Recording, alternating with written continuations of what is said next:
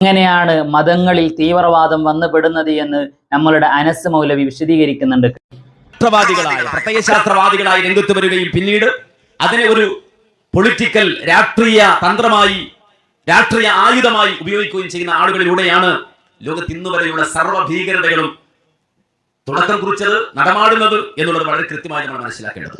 അത് ആദ്യം മനസ്സിലാക്കേണ്ടത് നിങ്ങളാണ് മൗലവി. കാരണം നിങ്ങളുടെ നേതാവാകുന്ന ഇബ്ൻ അബ്ദുൽ വഹാബിന്റെ തുടക്കം എങ്ങനെയാണെന്ന് അദ്ദേഹത്തിന്റെ ചരിത്രം പറയുന്ന കിതാബാകുന്ന ഉൻവാനുൽ മജദിൽ പറയുകയാണ്. അദ്ദേഹം വന്നു ഒരു രാജാവിന്റെ മുമ്പിലേക്ക്. എന്നിട്ട് ആ രാജാവിനോട് പറയുന്നു, ഞാൻ പറയുന്ന ഒരു തൗഹീദ് ഉണ്ട്, ആ തൗഹീദിലേക്ക് ജനങ്ങളെ ക്ഷണിക്കണം.